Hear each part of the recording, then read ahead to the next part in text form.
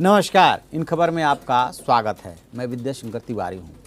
Citizenship amendment bill को लेकर के न सिर्फ भारत में बल्कि दुनिया में, यानी कि दुनिया के जो दादा देश कहा जाता है अमेरिका और जो दुश्मन देश कहा जाता है पाकिस्तान, वहाँ बहुत ज़्यादा हलचल बढ़ गई है। उनके पेट में दर्द होने लगा है कि आखिरकार भारत ऐसा क्यों कर रहा है।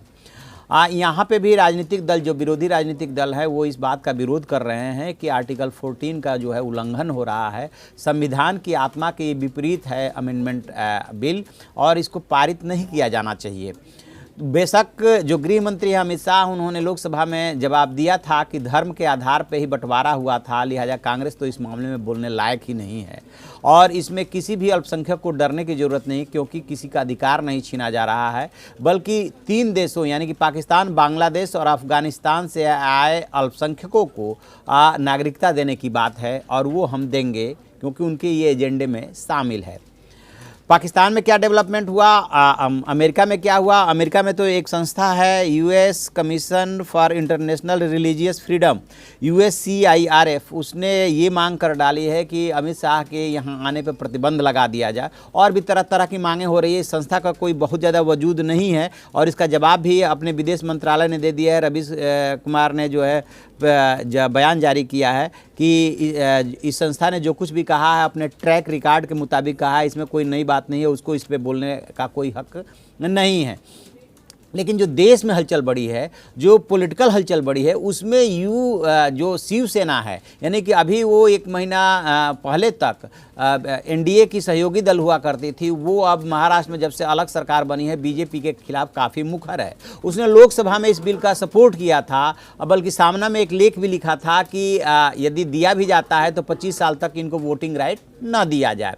लेकिन अब जो संजय राउत उसके चाणक्य बन करके उभर रहे हैं, शिवसेना के बहुत आक्रामक नेता बन के उभर रहे हैं जो बीजेपी पे वार करते हैं। एक तरह से कह सकते हैं कि उन्हें ये जिम्मेदारी दी गई है कि उद्धव ठाकरे हैं वो बीजेपी पे वार नहीं करेंगे, आक्रामक होकर इन्हीं को बोलना है, लिहाजा यही बोल रहे हैं। और अब खबर ये आ रही है कि वो शिवसेना राज्यसभा में यू टर्न ले सकती है। यदि शिवसेना ने राज्यसभा में यू टर्न लिया तो बीजेपी का गणित बिगड़ सकता है। फिर 2 ही दिन का वक्त है, बीजेपी को कुछ और दलों को या और सांसदों को राज्यसभा में पटाना होगा, क्योंकि 119 सदस्य संख्या बैठ रही है इनकी और 119 पे 238 जाके बैठ रही है। प्रभावी संख्या राज्यसभा की इस समय 240 है और यदि ये 3 जुड़ जाते हैं विपक्ष के साथ जो शिवसेना के राज्यसभा में सांसद हैं तो उनकी संख्या 103 हो जाएगी और इनकी संख्या घट जाएगी NDA की या बीजेपी कह लीजिए, तो उसमें फिर दिक्कत हो सकती है। अब इसमें क्या हो सकता है, इसमें यही हो सकता है कि कुछ और सांसदों को राजी करे बीजेपी और NDA की वो अब्सेंट हो जाए।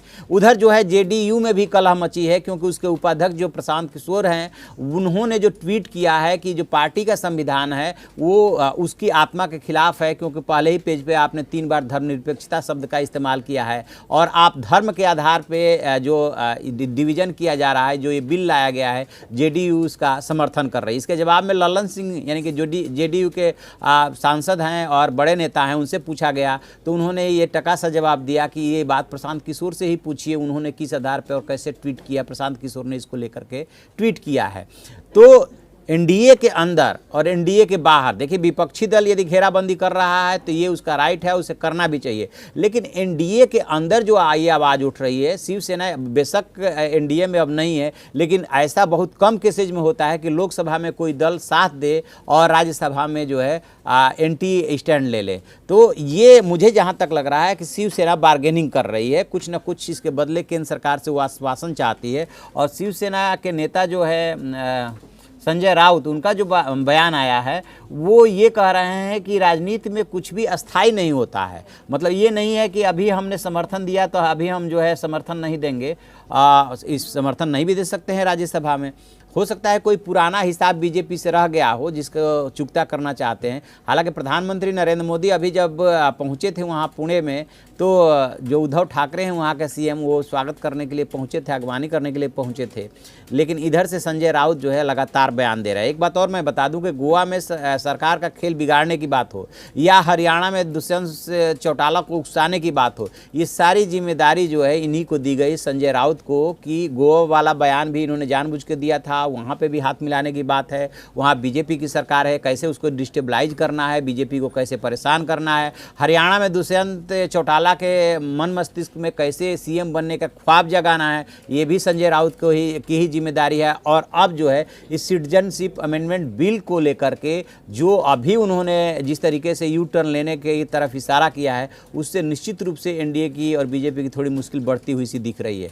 लेकिन अब ये देखते हैं कि दोनों में जब बातचीत होती है तो कोई नतीजा निकलता है क्या, क्योंकि अभी तक जैसे बीजेडी है और जगन रेड्डी है और के चंद्रशेखर राव है जिनकी पार्टी टीआरएस है, इन लोगों की मदद से जो है एनडीए और बीजेपी ने 370 और जो है 3 तलाक बिल राज्यसभा में पास करा लिया था। इस बार भी उसके उम्मीद है कि उसे ये लोग समर्थन करेंगे और इसी बलबूते पे अमित शाह दहाड़ रहे हैं। लेकिन यदि छोटे दलों ने अपना स्टैंड बदला तो बीजेपी की दिक्कत बढ़ सकती है।